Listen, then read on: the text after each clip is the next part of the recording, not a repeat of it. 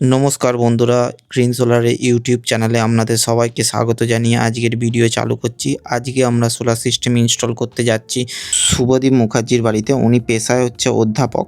ওনার বাড়ির যে অ্যাড্রেসটা সেটা একটু বলে রাখা ভালো। তো ওনার বাড়ির অ্যাড্রেসটা হচ্ছে হাওড়া জেলার পার্বতীপুর পঞ্চায়েতের অন্তর্গত।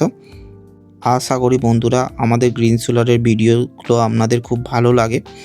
আমারও পার্সোনালি খুব ভালো লাগে। আপনারা যারা কল করেন আমাদের মোবাইল নাম্বারে, তাদের যে ইনকোয়ারিগুলো থাকে সেই ইনকোয়ারিগুলো সলভ করতে আমারও খুব ভালো লাগে।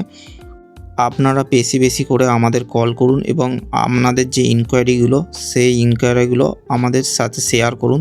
চেষ্টা করব আমি সবার ইনকোয়ারি সমানভাবে অ্যান্সার দেওয়ার।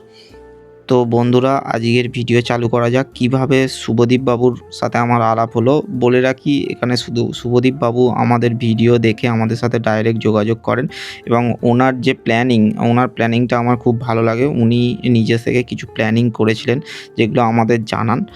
ওনার যে প্ল্যানিং ছিল সেই অনুযায়ী আমাদের 6টা 590 ওয়াট পিকের প্যানেল লাগানোর কথা বলা হয়েছিল এবং তার সাথে একটা হাইব্রিড ইনভার্টার এবং তার সাথে একটা লিথিয়াম ব্যাটারি। তো আমরা ফার্স্টেই দেখতে পাচ্ছেন বন্ধুরা যে সকাল সকাল আমরা সোলার সিস্টেমের যে স্ট্রাকচারটা তৈরি করে নিয়েছি। স্ট্রাকচার কিন্তু আমরা GIS স্কোয়ার বার দিয়ে তৈরি করছি। স্ট্রাকচারেরও এখানে লং লাইফ দরকার, বিকজ এখানে যে প্যানেলগুলো আমরা ইউজ করেছি লুম সোলার কোম্পানির 590 ওয়াটের টপকন হাফ কাট মোনো বাইফেসিয়াল প্যানেল, এইগুলোর 25 বছর ওয়ারেন্টি আছে। তো সেই হিসাব করে আমাদের যে স্ট্রাকচারের ক্ষমতাও কিন্তু থাকা দরকার এবং স্ট্রাকচারকে লাইফ লং টেকসই হতে হবে। সেই জন্য আমরা এখানে কাজে কিন্তু কোনো রকমভাবে কম্প্রোমাইজ করিনি। এখানে আমরা জিআই ইউজ করেছি বিকজ যাতে ওয়েদারের যে ঝড় বৃষ্টি রোদ এইগুলো পড়ার পরও যাতে আমাদের স্ট্রাকচার জং না ধরে যায় এবং লং লাইফ যেন বেঁচে থাকে।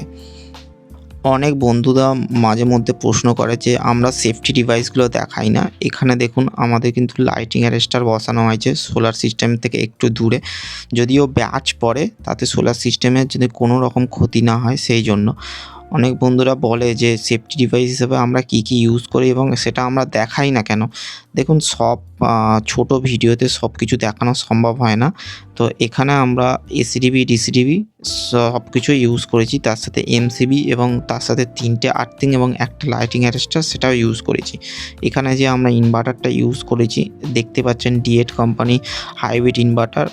এই ইনভার্টারগুলো অনগ্রিড অফগ্রিড দুভাবেই ইউজ করা সম্ভব। অনগ্রিডের ক্ষেত্রে আপনি যদি সোলার সিস্টেম বসিয়ে সেল করতে চান ইলেকট্রিসিটি, সেটাও এই ইনভার্টারের মাধ্যমে পসিবল এবং এর সাথে যদি ব্যাটারি কানেকশান দেন তাহলে কিন্তু এটা অফগ্রিড হিসাবেও কাজ করতে পারে। এবং বন্ধুরা যদি চান তাতে কিন্তু এতে একসাথে অনগ্রিড অফগ্রিড দুটোই কিন্তু কাজ করা পসিবল। এই ইনভার্টারের যে ওয়ারেন্টি পিরিয়ড সেটা কিন্তু 5 বছর আছে। এই যে ওপরে লাল কালারের আলোটা জ্বলছে এইটা হচ্ছে এসিডিবি এবং বাঁ দিকে যেটা দেখতে পাচ্ছেন এইটা হচ্ছে ডিসিডিবি। এখানে আমরা ডিসিডিবি ইউজ করেছি 2 in 2 out ডিসিডিবি এবং মেশিনটা দেখতে পাচ্ছেন রান হয়ে গেছে, প্রপার রান। এই যে এমসিবিটা দেওয়া আছে 100 অ্যাম্পিয়ারের এমসিবি, ডিসি এমসিবি আছে। তার সাথে আমরা এখানে লিথিয়াম ফসফেটের ব্যাটারি ইউজ করেছি। লিথিয়াম ফসফেটের ব্যাটারিটা স্ক্রিন আছে, দেখতে পাচ্ছেন যে চার্জিং হচ্ছে। তার সাথে আমার যে ভোল্টেজটা সেই ভোল্টেজটাও শো করছে। মেশিন কিন্তু প্রপারলি স্টার্ট হয়ে গেছে। যেহেতু আজকে কাজ করতে করতে আমাদের অনেকটাই বিকাল হয়ে গেছে, তো আজকের জেনারেশনটা কিন্তু খুবই কম হচ্ছে, তাও চেষ্টা করছি আমরা জেনারেশনটা দেখানোর। আমরা এখানে পাম্প চালিয়ে যে টেস্টিংটা করছিলাম প্রায় 900 950 ওয়াট জেনারেশন করছে এবং আউটপুট প্রায় 2 কিলোর ওপরে যাচ্ছে। আশা করছি আপনাদের ভিডিওটা ভালো লেগেছে।